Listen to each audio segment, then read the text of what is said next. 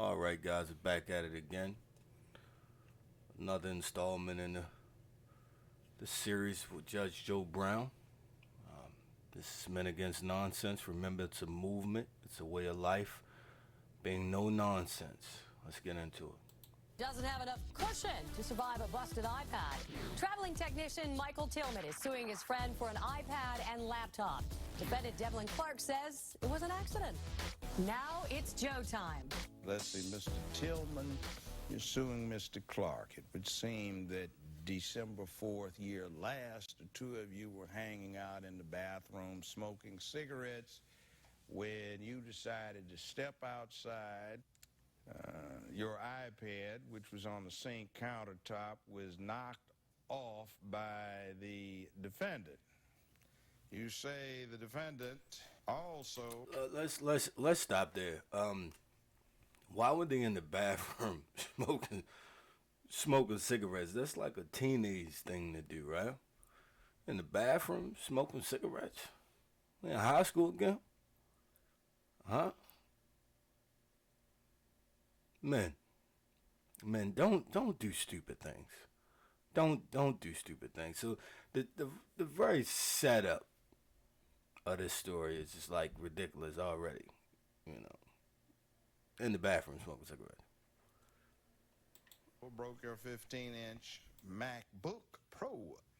Yes, Your Honor. Year preceding still is not paid for that. You say that, again, that was a result of his negligence or ineptitude. Your defense, sir, is that it was an accident. Yes. And that the only reason you touched the iPad before it fell and was broken is because the plaintiff asked you to pick it up for him and you dropped it by accident. Yes. Okay. I'm gonna guess they were smoking weed in the bathroom. Honestly. Yes, Your Honor. I like to explain how I know Devlin first is through my mother. I met him when I first moved to New York. They're young. They're young. It said 23. 23.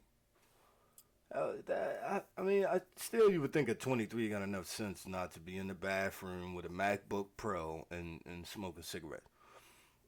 When you put yourself in stupid situations, stupid things typically happen. And so just looking at the whole setup, 20-something years old, in the bathroom, smoking cigarettes together with expensive electronic device.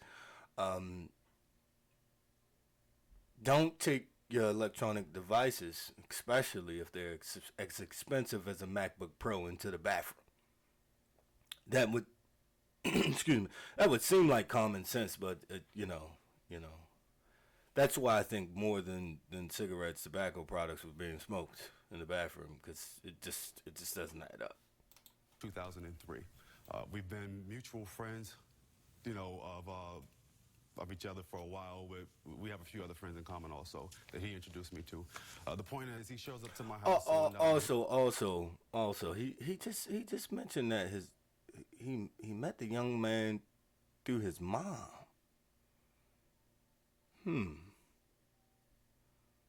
Maybe it's just me. You guys comment out there. You've ever met a friend through your mom?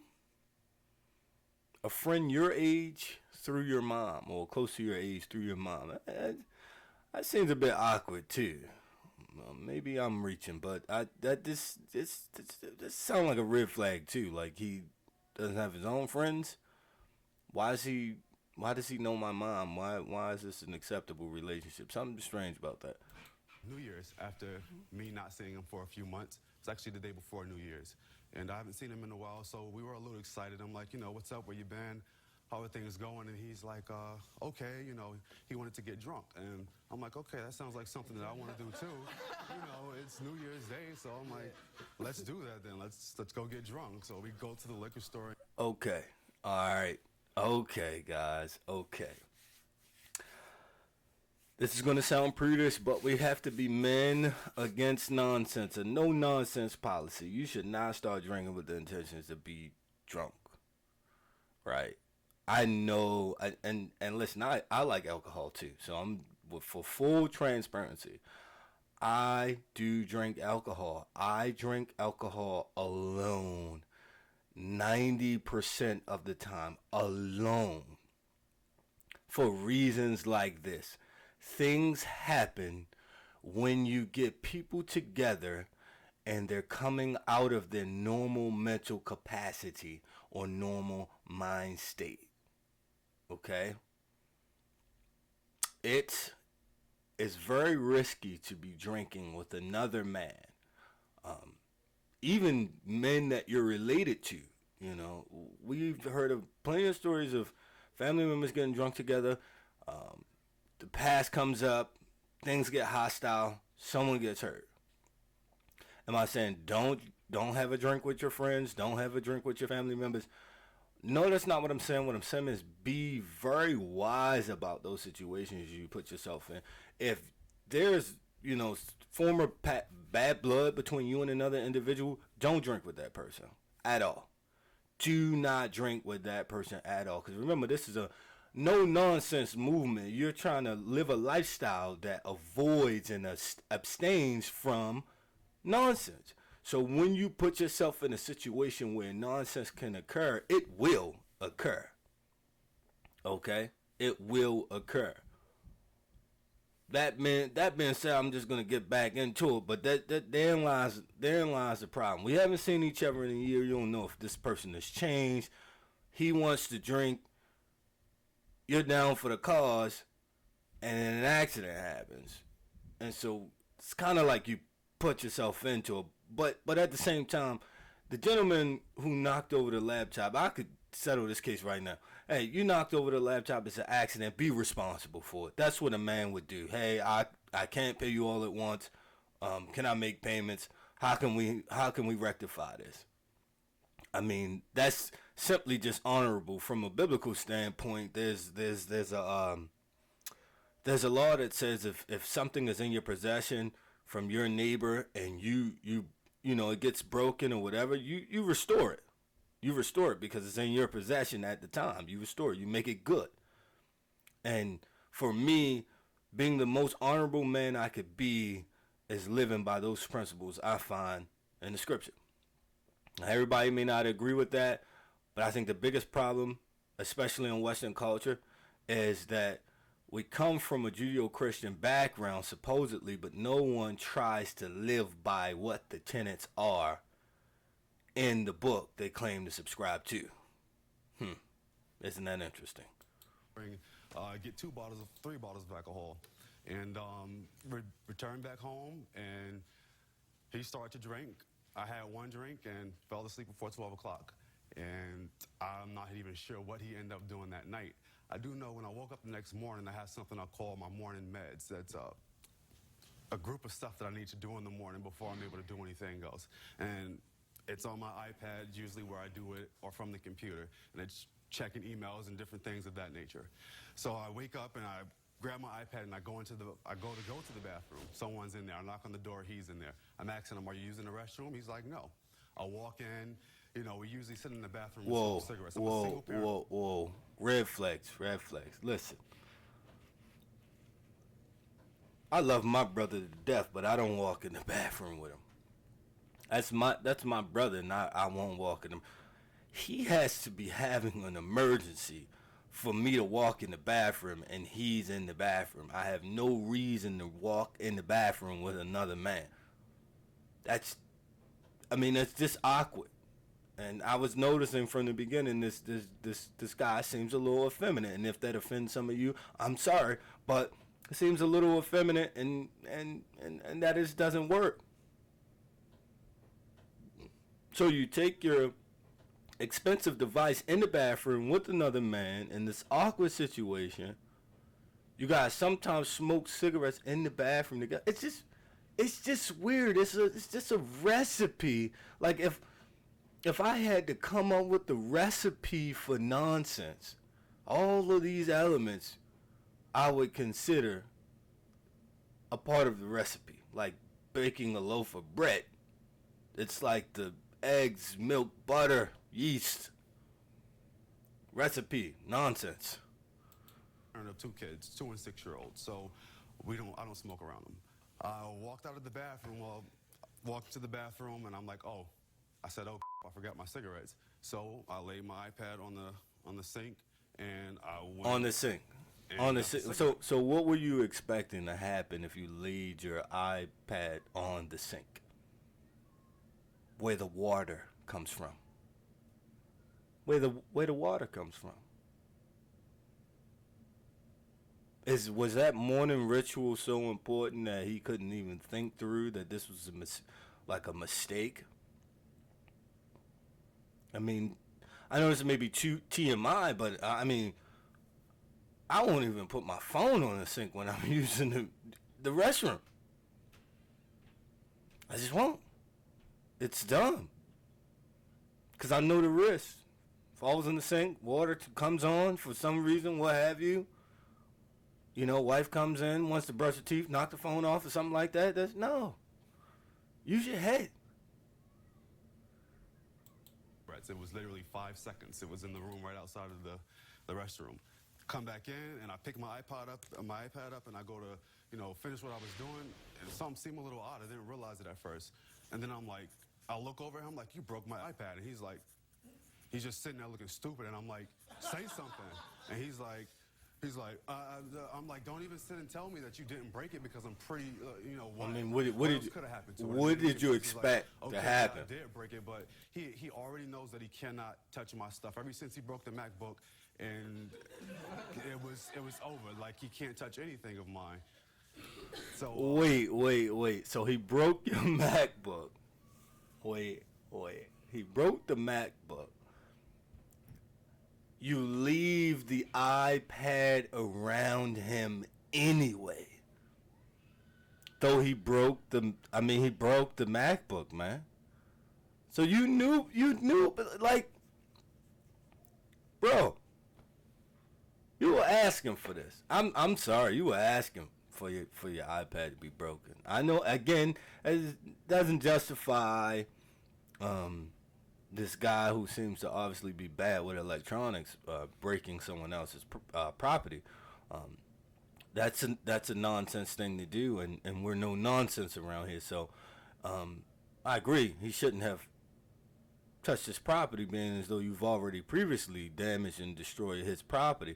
But also, the onus is on you. If you know that this person is clumsy or whatever, you just don't sit things around. It's like knowing children are around. So do you leave your laptop on the kitchen table where a 5-year-old can get to it, or do you put it up?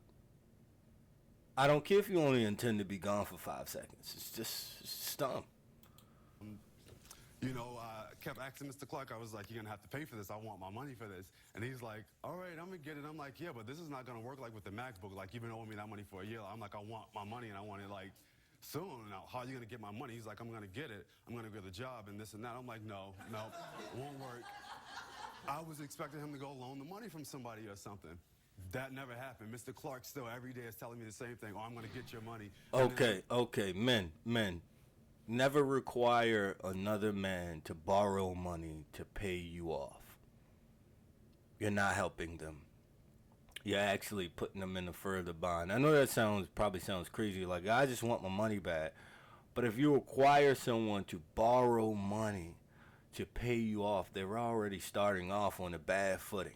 They owe you, and they're just transferring the debt over. Right? So when he said he would get a job, that made sense.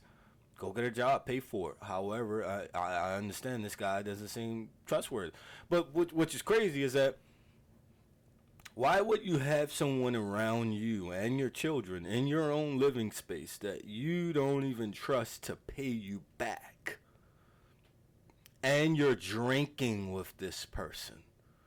Does that make sense to you as a man against nonsense? Because for me, it's making no sense, and it's sounding like nonsense. I tell him, like, I'm going to sue you if you don't start making a better effort, because I don't know what to do. And he left my house and didn't come back. I end up like, I know what he should have did. He should have cut him off. When he didn't pay for the laptop, he should have cut him off. Cut him off. Men, be willing to cut another guy out. Just cut him off. He doesn't want to act like a man. Why spend your time with him? Why hang around him? Why keep him around you? He's going to pull you down. He's going to pull you down. Know when to walk away. And don't hate him. Real men don't hate, they disassociate. I don't know how many times I done said that in videos. Real men don't hate, they disassociate. If you find this person is less than honorable, get away from him. Why have him in your living space? So he can do something else dishonorable to you? That's stupid. That's stupid. Whatever. And I'm like, I filed a small claims suit against you. And he just looked at me like I had two heads. And when he came to my Look house, at him. He's smiling about. Both of them smiling about this though, man. Come on. He's like, well, we've been friends. This for isn't X amount of time. serious. Why would you be suing me? And I'm like, friends don't have anything to do with that $500 and something iPad, because I had to work to pay for that. You know, that was a lot of money. That was a lot of. And I agree. You know, friendship and business is a difficult thing, but just again, keep it in mind, if you feel that you have to take another guy to court, disassociate. He's going to be his friend the next day after Judge Joe Brown makes a decision on this. He's not going to change, and this guy's going to do something else. They're both giggling about this like it's not serious. And to some of you, it may not be serious, but again, if you're trying to be a real man, a man against nonsense, this is a serious thing. You've already damaged my property before, have made no effort into replacing it, and then now you've broken something else and then tried to construe it as if nothing happened by putting the iPad back where it was. You can't be trusted. That means I don't need you in my circle. It's just that easy.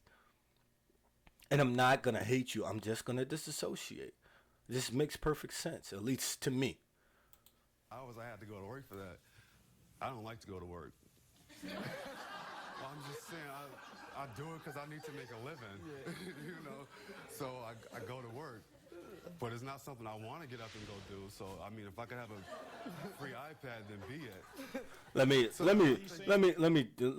me step in there for a second. If you're doing something you hate, find something else to do. I'm not gonna rant and rave about that. If you're doing something else, you're doing something for a living that you hate, find something else. Find something else. Find something else. No one's stuck. Unless your employer is holding you hostage with a gun, you're not stuck there. You can find something else. All the time we spend entertaining ourselves and wasting time, we could have found another job. Period. Do not stay somewhere that you hate. You're gonna be miserable. And that's nonsense. You stay somewhere to be miserable. That's just nonsense. He's being unemployed and he doesn't go to work, but I mean, at least you seem to have the wherewithal character-wise to get up and go. Yes, sir. Okay. Let's go to the defendant. All right. Okay. I went to pick it up because it was like kind of like at the edge, and when I went to pick it up, it slipped out my hand and hit the floor. Why did you want to pick it up? Because I was trying to see what time it was, and there was no time in the bathroom. Ain't no clock in the bathroom, so I had to pick it up. Wow, hold up. This guy's one here. Do you think? This guy's 27. Whoa. So the one guy, the plaintiff, is 22, and the other guy's 27, not working. Staying at your place, getting drunk. Any red flags? Hey, listen, I understand sometimes people get down on their luck, but when you're not working, your first desire shouldn't be to come over someone else's house and drink. It should be to find yourself income. Find yourself income. And so again, the first young man, the 22-year-old, I mean, red flag should have been all over this thing. But again, he met this guy through his mom. And my question is, where was his dad? And why was he around to say, hey, This guy's a deadbeat. He might be a nice guy, but he's headed nowhere fast, and you might want to think about disassociating yourself because he's just going to cause you trouble in the future. And so, dads, we have to step up. If you're an older guy listening to this, or you're a younger guy with teenage children, male children, or just children under the age of 12, you need to start training them now to identify someone who is not headed anywhere, or at least at that moment, and teach your young men how to say, hey, I'm going in this direction. I don't know where you're going, but you can't tag along because you look like you're interested in nonsense, and we're not about that where I'm from. I think I'm going to open this thing up to see what time we are facing right now, or am I going to look at my watch, you know? Well, I don't have a watch, Your Honor. But his phone was in his lap. He don't have a My job phone was either. dead at the time. Well, he needed to know the time to figure out how much time he was not missing by not being employed and having absolutely nothing Judge, to do. Judge Joe Brown is What having about fun with the this one. Mac product. How did you manage to break that? Well, my little cousin was playing. Well, it was playing with his kids, and they was all playing around, and I was sitting on top of the stairs, and they was playing around, and one of the kids was playing around. They hit me in the back of my leg, and then I was sitting at the top of the stairs. So I He went to sounds brace like my a fall kid. When I felt like myself was about to fall down the stairs. So I grabbed. He onto sounds the like wall a and kid. I had the MacBook Pro in my hand, and Hey, do you sit at the top of the stairs? Well, I mean, I don't want to insult this guy, but it just sounds like a kid. He's sitting at the top of the stairs with a laptop. There are other children running around. You know, this guy just doesn't sound like an adult. He doesn't. Choose better friends, guys. Choose better friends. We have to figure that thing out. Because your friends will drag you down.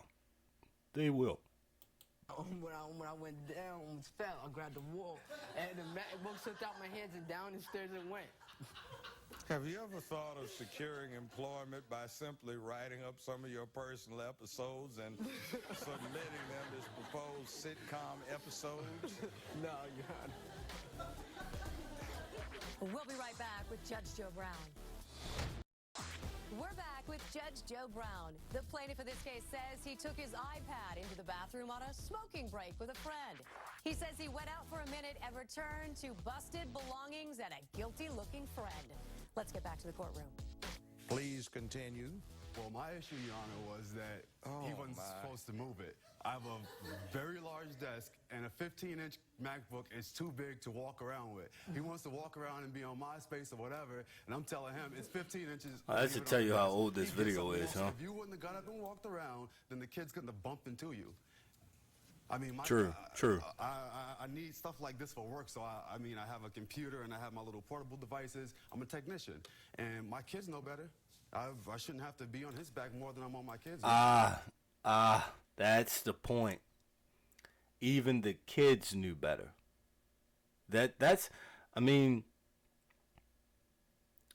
Even his kids know better. He knows that his kids know better. Now, you're going to have a gentleman into your house who obviously have proven he doesn't know better. And I would have hoped for his sake at this time, because he's obviously an old clips. He mentioned MySpace. But if that's the case, I hope that you never have this guy around again, because he doesn't know better, and he doesn't seem to want to know better, and he's having fun. He's just giggling. And there's a certain immaturity about the 22-year-old, but obviously he's 22, right? But the other guy's 27. So to me, he's like far beyond